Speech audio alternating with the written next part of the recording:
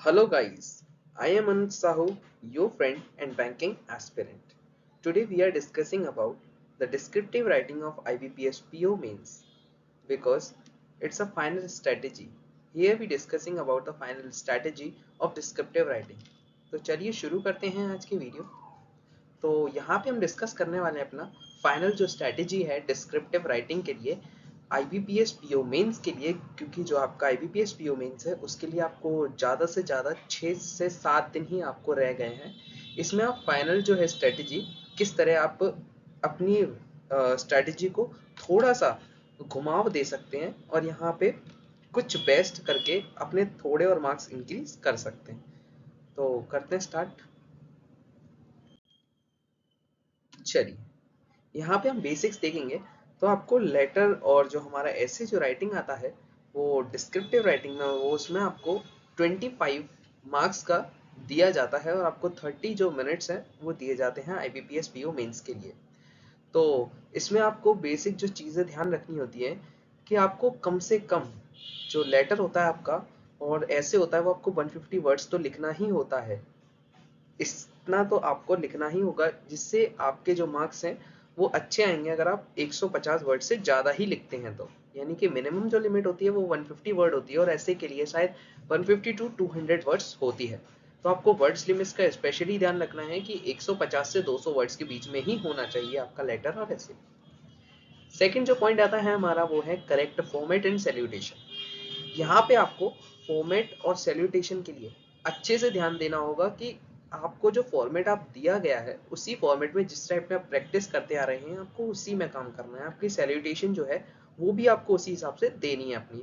तो सैल्यूटेशन और फॉर्मेट को एक बेसिक लाइन में आपको रखना है जिस तरह से आप प्रैक्टिस करते थे। और दूसरी चीज अपने अंदर से बिल्कुल डर को थोड़ा सा बाहर रखिएगा, क्योंकि जब आपके अंदर डर आता है तो आप गलतियां ज्यादा से ज्यादा करते हैं। तो डर को थोड़ा सा दूर रखिएगा क्योंकि डर के आगे जीत है। ठीक है, तो आपको फॉर्मेट और सैल्यूटेशन पे ध्यान देना है। थर्ड पॉइंट आता है हमारा take care of grammar spelling and punctuation. तो ये आपको ग्रामर स्पेलिंग और पंक्चुएशन को ध्यान में रखते हुए ये लेटर और एसे राइटिंग जो है वो करना है। और ज़्यादा से ज़्यादा फोकस करिए कि छोटे से छोटे सेंटेंसेस और सिंपल सेंटेंसेस हों।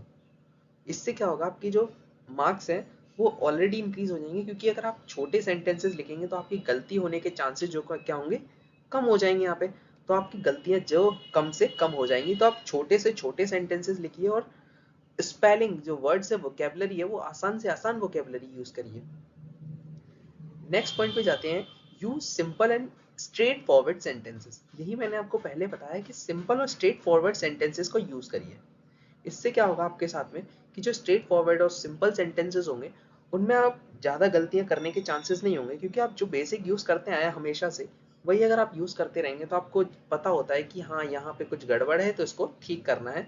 तो स्पेशली कि सिंपल स्ट्रेट फॉरवर्ड सेंटेंसेस का यूज़ करें। वोकेबलरी भी ज़्यादा बड़ी बड़ी या ज़्यादा हार्ड वोकेबलरी का यूज़ ना ही करें तो आपके लिए बेटर होगा। नेक्स्ट है the letter should have flow clearly mentioning the purpose of writing. Letter में पर्पस होना चाहिए, क्लियर शो होना चाहिए क्या पर्पस है उसका और क्लियरली मेंशन होना चाहिए कि क्या आप उसमें बताना चाहते हैं। अब यहाँ पे हम फॉर्मेट देखेंगे कि एक फॉर्मल लेटर आएगा और एक इनफॉर्मल लेटर। तो आप कोशिश कीजिएगा कि ज़्यादा से ज़्यादा फॉर्मल लेटर को अटेंड करें। इससे क्या होगा, आपके मार्क्स जो हैं वो बढ़ने के चांसेस होते हैं, क्योंकि फॉर्मल लेटर का जो एक फॉर्मेट है वो फिक्स होता है और वही आपको ज़्यादा से ज़्यादा मार्क्स दिलवाता है। तो यहाँ पे हम देखते हैं एक ऑलिव बोर्ड का पड़ा हुआ था जिसको मैंने लिया है। तो यहाँ पे आप फॉर्मल लेटर देख सकते हैं कि ऊपर क्या दिया हुआ हमारा सेंडर्स एड्रेस। ये जो है हमारा सेंडर्स एड्रेस है। यहाँ पे हमको मिल गई डेट, डेट लिखनी है और उसके बाद रिसीवर्स एड्रेस यहाँ पे लिखना है। स्पेशली आप इसको चेक करते जाइएगा कहाँ पर पंचुएशन कहाँ पर यूज हुआ है, किस तरह से लिखा गया है, आपको भी उसी तरह से लिखना है। उसके बाद सब्जेक्ट है, उसके बाद डियर सर, और फिर हमारा जो लेटर आता है वो इतने में कंप्लीट हो जाना चाहिए।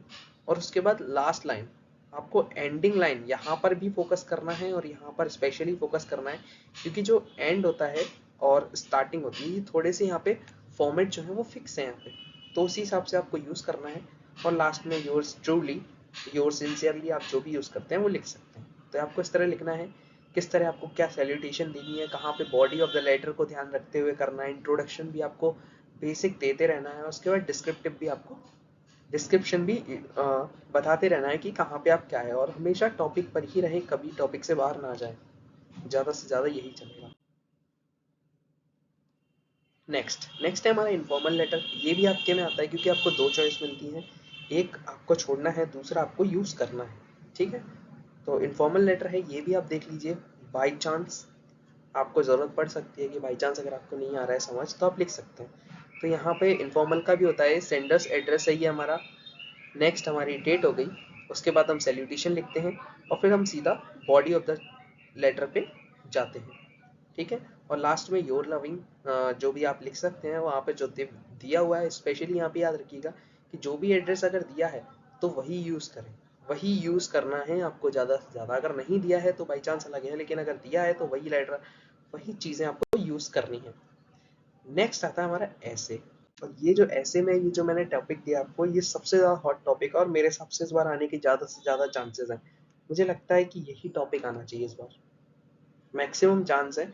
Conflict between Israel and Palestinians war, Israel and Palestinian war. इस पे आप थोड़ा सा एक बार रीड करके जाइएगा, इसको ही थोड़ा रीड कर लीजिएगा। ये थोड़ा सा मेरे हिसाब से हॉट टॉपिक होना चाहिए, इस बार आना चाहिए, क्योंकि यही अभी सबसे ज़्यादा करंट में जो न्यूज़ चल रही हैं वो इसी पर चल रही हैं। तो ऐसे भी आपको ऐसे लिखना है, इसको कम से कम 2 से 3 पैराग्राफ में डिवाइड करिए और उसमें लिखिए, और ज़्यादा से ज़्यादा बताएं आपको कि सेंटेंस छोटे लिखिए, वोकेबलरी आसान लिखिए, और पंक्चुएशन मार्क्स को, कॉमास वगैरह सबको, कॉमा फुल स्टॉप सब चीज़ को ध्यान रखिए, कहाँ पर लिखना है और कहाँ पर क्या करना है, ये आपको देखना है। और स्पेस हमेशा ध्यान रखिएगा, स्पेस गलत जगह नहीं देना है, ठीक है, ध्यान रखिएगा। और ज़्यादा से ज़्यादा आपको ये दोनों लेटर्स और ऐसे हैं, इनको 20 मिनट में ख़त्म करने के बाद 5 मिनट आपको दोनों को चेक करने के लिए एक्स्ट्रा टाइम बचा के रखना होगा। इससे क्या होगा, आप इजीली जो है अपनी गलतियां पकड़ लेंगे और आसानी से आप लेटर को और ऐसे में ज़्यादा से ज़्यादा मार्क्स जो हैं वो अचीव कर पाएंगे। तो आपको समझ आ गया